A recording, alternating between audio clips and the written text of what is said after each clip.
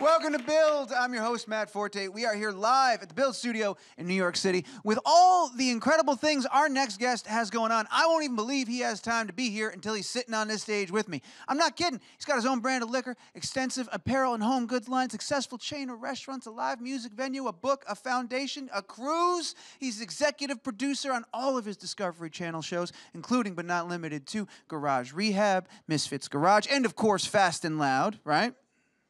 There we are. Honestly, I'm pretty sure, I was just making sure, but I'm pretty sure I still left a whole bunch of stuff he does off that list. I can only be talking about one man from Gas Monkey Garage, the original Gas Monkey himself. Richard Rawlings is here, folks. Make some noise. How about that? It's amazing. Now, before we bring him out, we have a quick look at the latest season of Fast and Loud. So, Luke, let's go ahead and run that clip.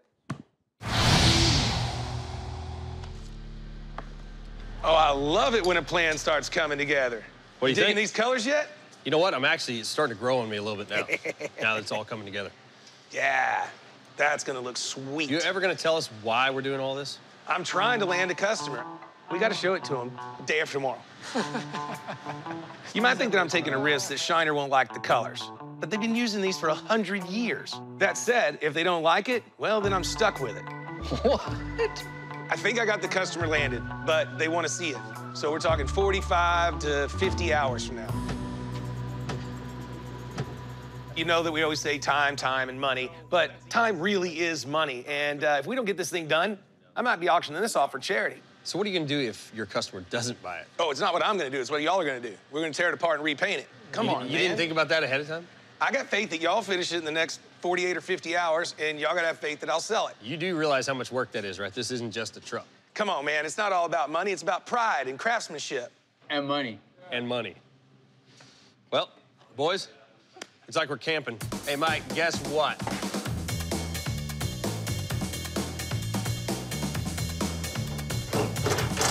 While Mike is still busy painting the bed, Tony and I are working out the last of the fitment issues.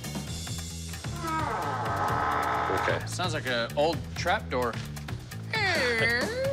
Getting this one done really is all hands on deck. Hey, Chad. Hey, I need something really important. Hey, this is vital to the whole truck getting put together. You need me to hold something? Put your hand right here. Okay. And listen to him. I'll move. I always get the fun, important things. Doing a great job. There's still all the plumbing and wiring left to do. Our repair to the core support did not cause any kind of major problems. Charles really is gonna have his hands full. It looks clean. I like it. All new Fast and Loud, Monday at 9 on Discovery.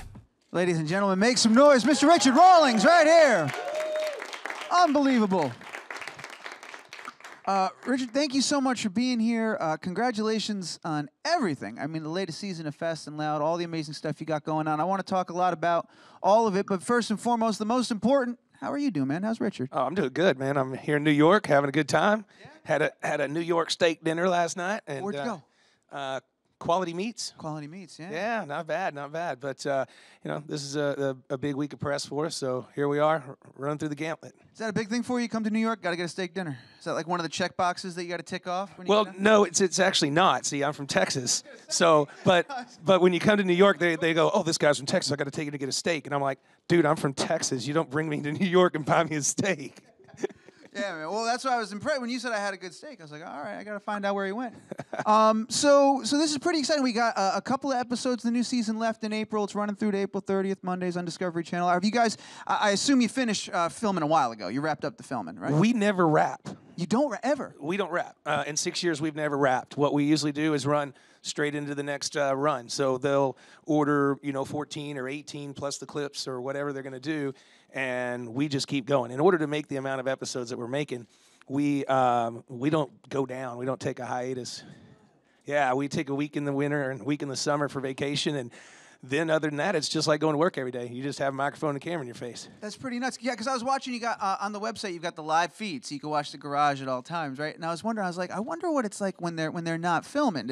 But you're never not filming. You guys, that's just life now. Yeah, well, right now we're not filming for a week. It's just right, one of our weeks of vacation. But we don't do, the 2 and 3 months time off. I mean, we just run right through. Because to make, 20 some odd episodes of Fast and Loud a year, and to make these cars and trucks that we do, you can't stop. I mean, you just got to keep going.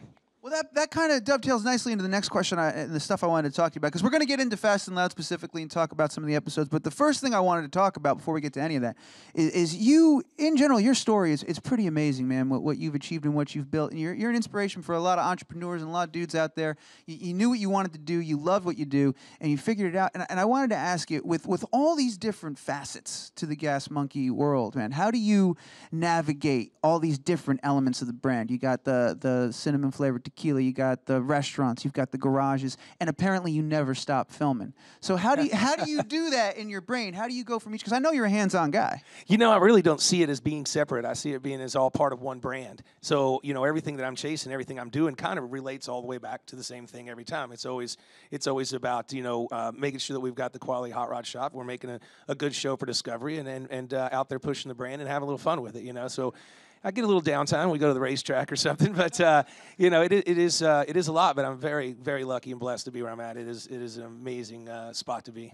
Yeah, man. And you're selling yourself. You said we got the show. You got like 4 or 5 shows. You got a ton of shows on Discovery. You're executive 4 producer. shows, right? 4 shows, right? And I'm on, and That then you're yeah, and executive producing. So it's quite chaotic. Sometimes I have to, you know, shake myself and look at the cameras and look at where I'm at.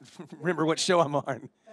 Wild, man. What's the most outside the box creative thing you guys have ever heard or developed in the years of expanding Gas Monkey? What's the craziest thing? Because I think everybody gets a cool brand and they go, well, I got to put that on a shirt. You guys are so past shirts at this point, but the amount of stuff that you figured out that works and makes sense. What's the craziest thing you've thought of? You know, right now I think it's the energy drink is going just gangbusters. We're all over the world. We actually just got a deal with the U.S. government, so we're on every military base in the world. I went over to South Korea during Thanksgiving and got to have Thanksgiving with the troops and everything. And, you know, our men and women out there that are protecting us are really, they love this stuff. They watch it, and it was real cool to get to go over there and have some Thanksgiving dinner with them. For sure, man. You do a lot of great work in supporting our troops and helping spread that message and doing that. When you went down there to South Korea, did you bring the family? Was it just you? What was that like? What was that trip like? Oh, I brought all the monkeys. You brought? Yeah.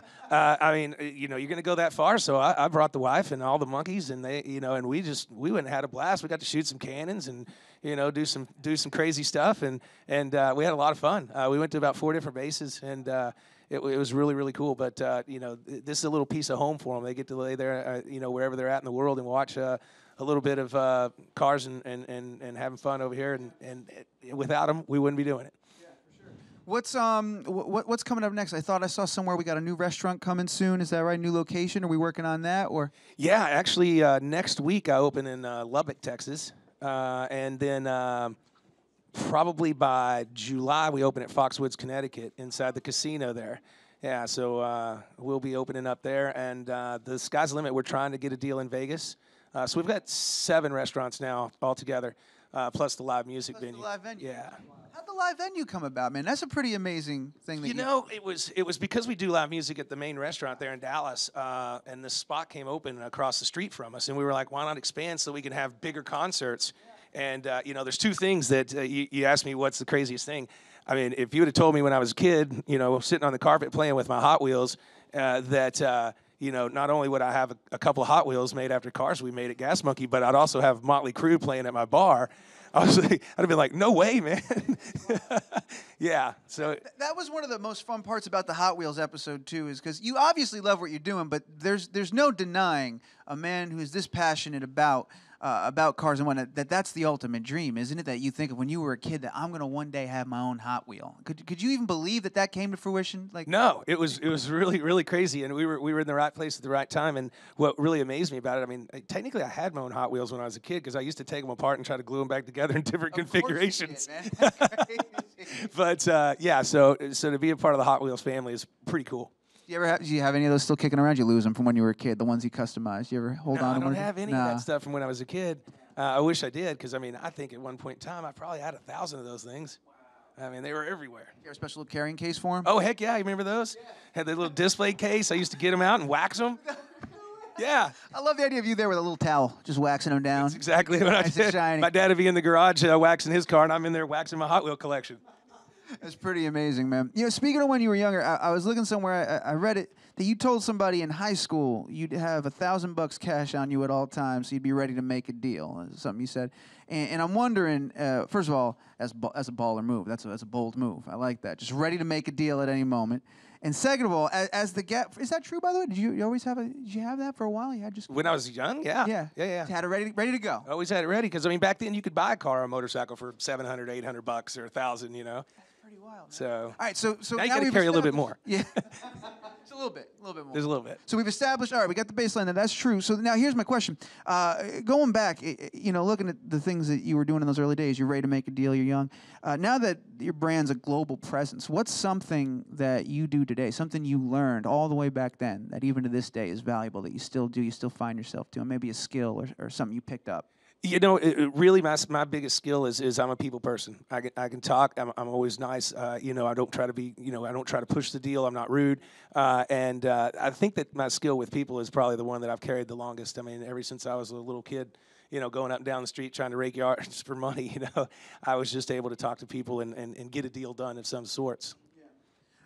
Well, we're running a little bit out of time. I want to get into the shows and stuff and really dip into Fast and Loud. We've got a couple of episodes left this season. Season's been great so far, and I'm wondering, have we seen yet your proudest moment this season? Is it yet to come in the episodes? Something that really sticks out? Do they all blur together? Can you even pick a moment this season? No, I really do. I think that you know we Aaron Kaufman moved on to do his own show, and I'm very proud of my guys. They stepped up, and we keep getting better every year. And I'm just absolutely amazed. The set of cars that we built this year are the best set of cars we've ever built. And it's been like that every year. So, you know, that truck, it is an amazing machine. We took it all the way down to the nuts and bolts. I mean, every single piece on that truck's new.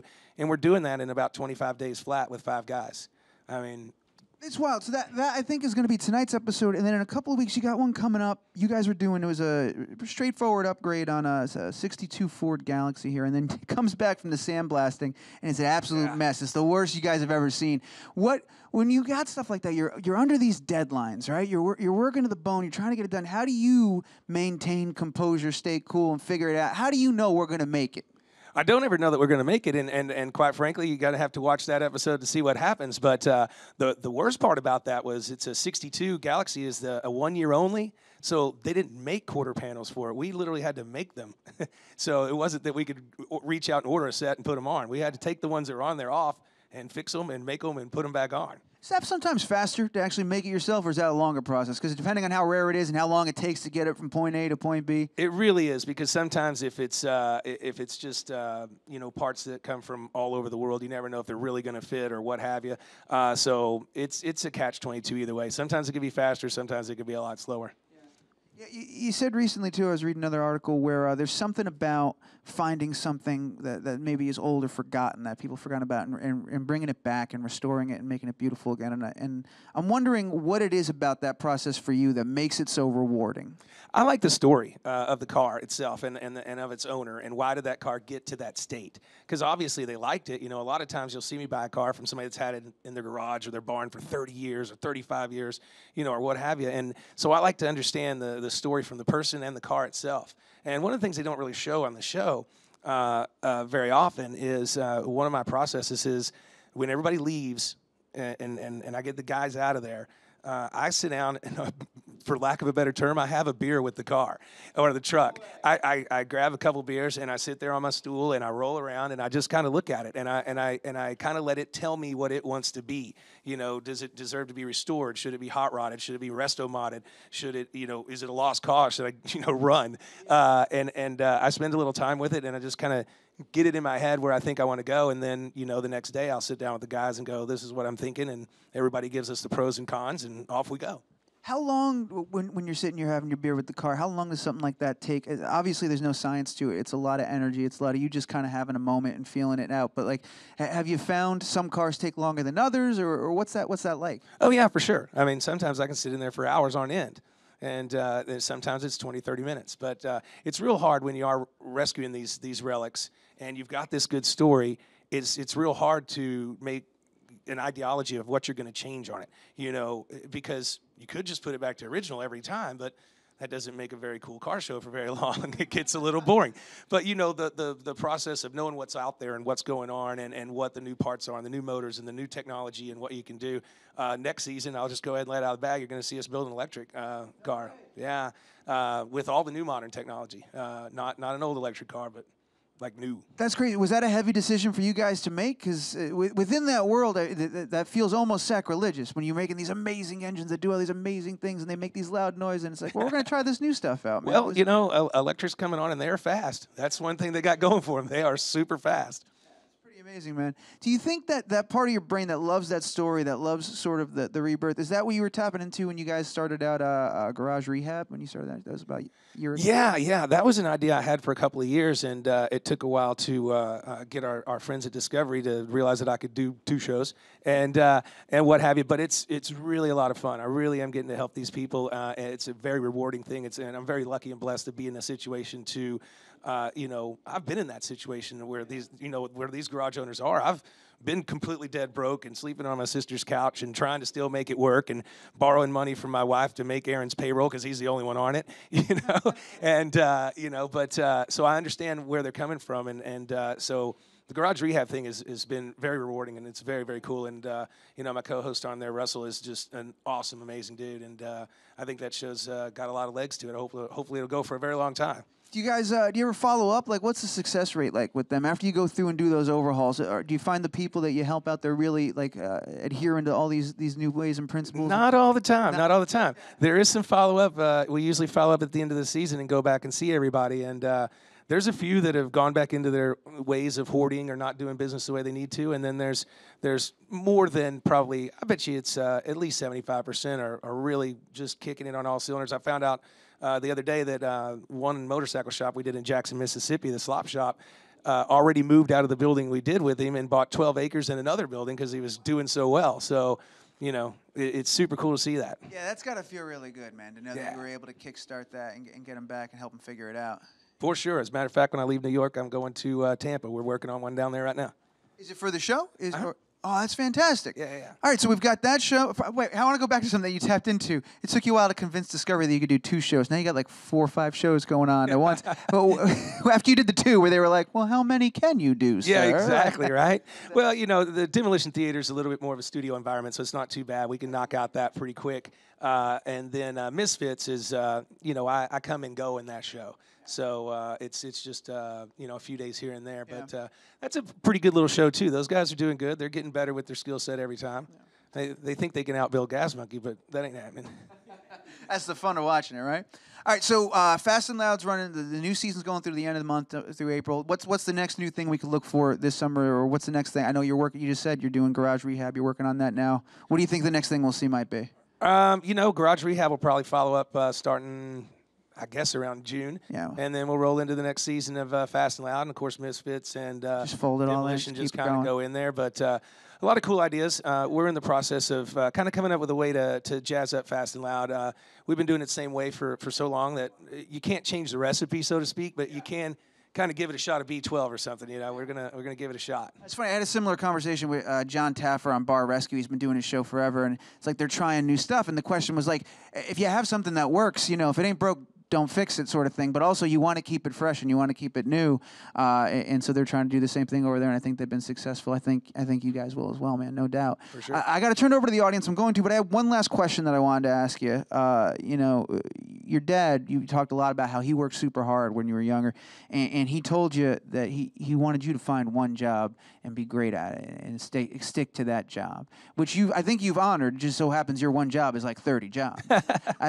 So now. You know, with your kids and whatnot, what is your version of that nugget of wisdom that you hope to impart onto your kids, that you're hoping to pass on to them, man? You know, it was a long row for me to get where we're at, but you know, one of my kids works for me at Gas Monkey, and the other one works for my wife and I's other company. So we're trying to teach them the business, teach them a little bit about entrepreneurism, and you know, also teach them a little bit about living life, because they're in their early 20s, and you know how that is. They own the world and know everything. And I'm like, yeah, but you're a millennial, man. You don't own anything and don't know anything. Yeah. They'll figure it out. They'll come around. We all do. Thank you so much, man. Let's go ahead and get some questions from the audience. We got some mics in the room. The first one's going to be right there. Perfect. Hey, Richard. I'm Nick Crow. Nice meeting you. Right on, Nick. How big of a risk is it when you take the cars to the auction? It is a risk, as most of the time it's no reserve, which means whatever it brings, and you can't buy it back, you can't bid it up yourself. You just have to wait and see what happens. But for me, it's more like averaging out. As I'll take 3 or 4 or 5 cars, and might win on 3 or 4 of them and lose on 2 of them or whatever. So as long as you can average out and keep your profit margin up, that's all you're trying to do. Got time for, it looks like, one more question. Hey, Rick, Mike, got one question for you. I loved your show when you didn't beat the Crow mod, but I wanted your car to win. And I wanted you to win against a Fireball Camaro. Are you going to come out again against the Street Outlaws and kick some butt? Oh, heck yeah. I'll come out anytime. I mean, we were only 1/100th of a second off the Fireball, and that car's been down the track about 1,000 times. Our car's been down the track 16 times. So we got it dialed in. One other fast one. You said electric car. Are you going to make a GMG Mustang Bullet electric car? No, it probably won't be that. I got a pretty crazy idea for our electric car. I said we have one. I'm going to do one more question. I see a mic right here, and then we'll wrap it up. Go for it. It's great to meet you. So Yes, I know you built that 280ZX back then. You ever thought of building another import? Oh, yeah, we've got a lot of ideas. I mean, we're getting to expand our horizons. That's what's really cool about the shows. We're never building the same thing. We're not a Camaro shop or a Mustang shop. We get to goof around and experiment. But that Z that's a fast car. I mean, it turned out fast. As a matter of fact, I think it's sold up here. I think it's coming to New York. Yeah, I believe it is. Guys, we're plumb out of time. We could do this all day, but obviously Richard is a very busy man. We've got to cut it off. Thank you so much for all of your questions. I think they were fantastic, and thank you, Richard, for carving out some time to coming out with us, man. It's been so cool having you here. Congrats on everything. I want to remind everybody, of course, Fast and Loud Mondays on Discovery. You already knew that. Keep an eye out for all the new seasons, all the great shows, and one more time, make some noise, please, for Richard Rawlings right here. Thank you, guys. Thank y'all.